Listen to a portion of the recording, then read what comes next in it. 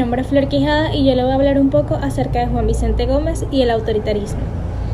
Juan Vicente Gómez se caracterizó por ser un hombre autoritario. De hecho, fue un dictador que logró dirimir el gobierno de Venezuela durante un largo periodo de tiempo. Fue sumamente criticado debido a la manera en la que llevaba el mandato. Mas, sin embargo, es importante destacar que durante su gobierno se realizaron múltiples obras que hasta hoy en día se mantienen y lo catalogan como un ilustre de la patria.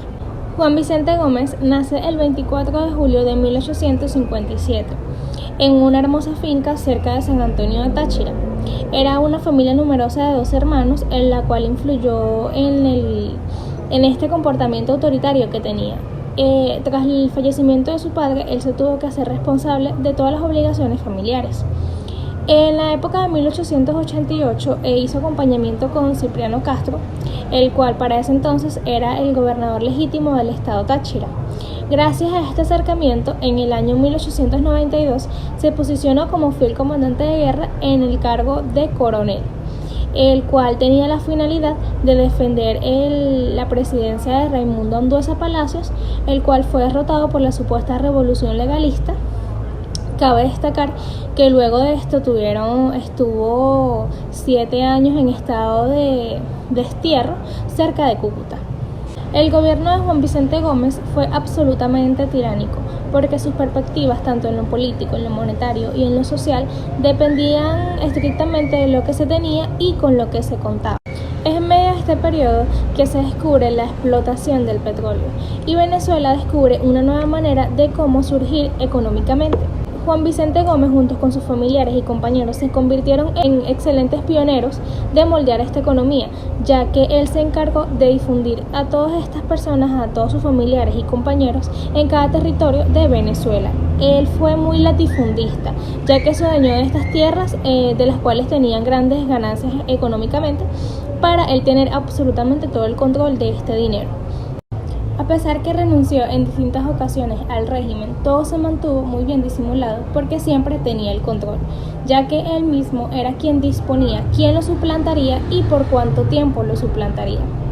En cuanto a la obligación tanto interna como externa que tenía con la deuda del país, Gómez se posicionó como el mejor pagador de esta deuda, un logro que es importante resaltar durante su gobierno. En su fallecimiento no hubo deuda financiera de ningún tipo, ya que fue muy responsable con este punto y procuró no deberle a nadie.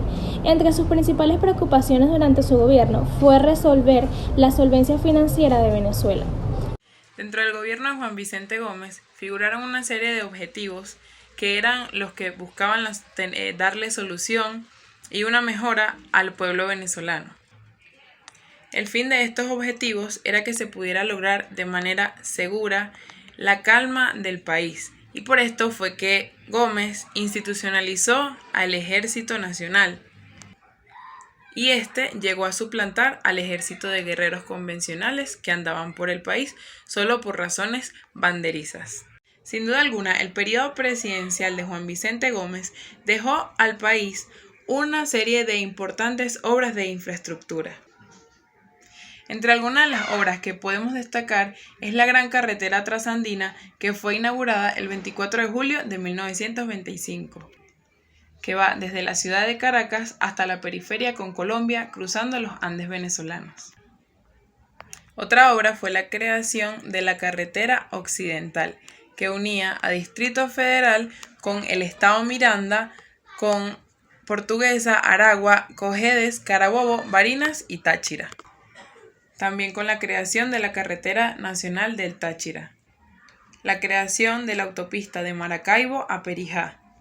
Otro aporte importante de Gómez fue que organizó y fortificó la Armada e hizo la aviación civil y militar.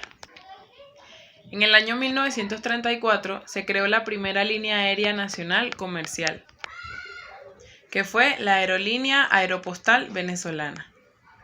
Juan Vicente Gómez y el latifundio. Gómez era inflexible y de sangre fría contra sus rivales políticos. Eliminó a los viejos caudillos y además parte de los que quedaban del progresismo que operaban bajo la figura distinta de los círculos amarillos y azules, quienes esperan seguir manejando los asuntos gubernamentales venezolanos. Gómez se convirtió en el extraordinario caudillo cuyo poder no podía ser impartido de los viejos caciques. Sin embargo, al acabar con la figura de los caudillos como un poder político, Gómez mantuvo el latifundio y se convirtió como la fuerte ayuda de los grandes terratenientes. Es de considerar que el mismo Gómez se convirtió en el mejor latifundista de la historia venezolana y en compañía de sus compadres y familiares prácticamente se apropiaron de todo el territorio de la nación. Final. El fallecimiento de Gómez fue motivo a un desmayo con pérdida de la conciencia. Luego de haber estado un mes en cama, este evento sucedió el 17 de noviembre de 1935 en Caracas, donde fue velado con todos los honores y enterrado como correspondía a un líder de la patria. Hola, soy Jesús Colorado y les vengo a hablar sobre Eleazar López Contreras. Fue un militar y político venezolano, 32º presidente de Venezuela, desde el 17 de diciembre de 1935 hasta el 5 de mayo de 1941.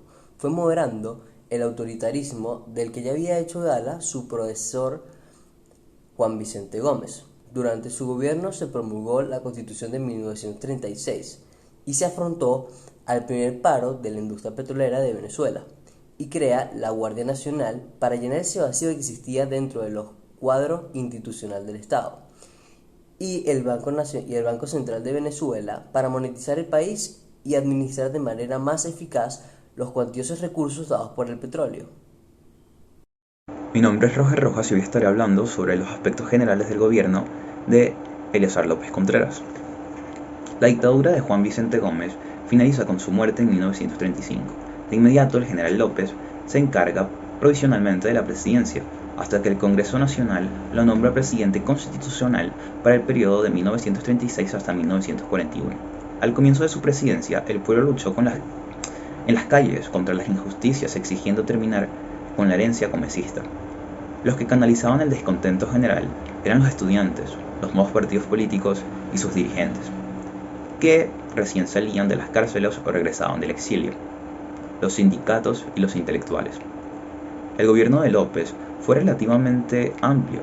Parcialmente, en su primer año, entre sus medidas podemos mencionar la promulgación de la nueva Constitución Nacional y una moderna ley de trabajo. Asimismo, el programa de febrero, el plan trienal. Y para el progreso económico y social también se establecieron nuevas instituciones, el Instituto Pedagógico Nacional, la Oficina Nacional del Trabajo, el Ministerio de Agricultura y crea también el Ministerio de Comunicaciones, el Banco Industrial, la Oficina Nacional de Cambio y la de Control de Exportaciones, y finalmente ya en 1940 el Banco Central de Venezuela. Y una de sus acciones más polémicas es que firmó un tratado con Colombia el 5 de abril de 1941 en el cual se perdieron 108.000 kilómetros cuadrados de nuestro territorio. Hola, buenos días, mi nombre es María Angélica Souquet. Al morir Juan Vicente Gómez, asume la presidencia provisionalmente Eleazar López Contreras, de acuerdo a lo establecido en el artículo 97 de la Constitución de los Estados Unidos de Venezuela. Después de esto, empieza una serie de protestas por parte de la ciudadanía en el país, lo cual llevó al presidente provisional a suspender las garantías constitucionales. A partir de todos estos acontecimientos, se inicia un nuevo capítulo de la historia de Venezuela. Surgen nuevas formas de participación social, las cuales habían estado reprimidas y ocultas durante muchos años. Al morir Juan Vicente Gómez, Eleazar López Contreras asume las riendas con valentía y voluntad de mantener el hilo constitucional, la paz y el orden en el país. A pesar de que Eleazar López Contreras perteneció al gobierno de Juan Vicente Gómez, tenía visiones totalmente distintas de gobernar, lo cual permitió una transición de la dictadura a la democracia. Buenos días, yo soy Mariana Aguilera y les voy a hablar sobre Isaías Medina Angarita y su gobierno. El general Medina Angarita, ministro de Guerra y de Marina, fue electo presidente de la República por el Congreso Nacional para el periodo de 1941 a 1946. Su gobierno coincidió en gran parte con la Segunda Guerra Mundial y esta circunstancia vino a resultar decisiva para su orientación política, tanto en el orden interno como en el internacional. El gobierno de Medina se colocó en el bando antifascista. En 1941 rompió relaciones diplomáticas y comerciales con las potencias del eje. En 1944 les declaró la guerra y firmó la Carta de las Naciones Unidas. En 1945 estableció relaciones diplomáticas con la extinta Unión Soviética. Se distanció de López Contreras y rompió con los restos del gomecismo. Dio origen a su régimen una orientación democrática dirigida al fortalecimiento de las instituciones y a la realización de reformas en los aspectos más importantes de la vida nacional. La caída de Medina Angarita, al acercarse las elecciones para el periodo de 1946 y 1951, la situación política hizo crisis y el régimen de Medina terminó por dividirse en dos corrientes. Frente a esta situación de pugna y la inminente división del Congreso en torno a dos candidaturas, el Partido de Acción Democrática propuso formar un gobierno provisional encabezado por un presidente escogido fuera de los partidos, que se comprometiera a reformar la Constitución en un plazo secreto.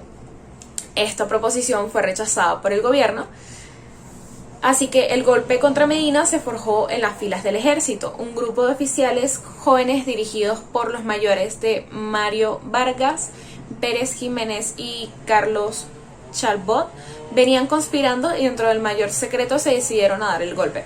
Hicieron contacto con Rómulo Betancourt, Raúl Leoni, Luis Prieto Figueroa y Gonzalo Barrios, dirigentes de Acción Democrática. El golpe militar se inició el 18 de octubre de 1946 con la sublevación de la Escuela Militar y el cuartel de San Carlos de Caracas, así como la guarnición de Maracay. El gobierno estaba perdido y Medina entrega el mando. Mi nombre es Andrea Lizárraga y yo les voy a hablar sobre la Junta de Gobierno. A la caída de Medina Angarita se constituyó una Junta Revolucionaria de Gobierno que asumió el poder como gobierno provisional hasta el 15 de febrero de 1948. En el acta constitutiva, la Junta Revolucionaria declaró su propósito de convocar inmediatamente elecciones generales mediante el sufragio directo, universal y secreto para elegir una asamblea constituyente y escoger el futuro presidente de la República. Se elaboró la Constitución Nacional que fue promulgada el 6 de julio de 1947. De acuerdo con ella, se practicaron las elecciones para presidente de la República y cuerpos deliberantes. Resultó electo Rómulo Gallegos. Durante el gobierno de la Junta Revolucionaria se descubrieron y sofocaron numerosos complots y conspiraciones de partidarios de Medina Angarita y López Contreras.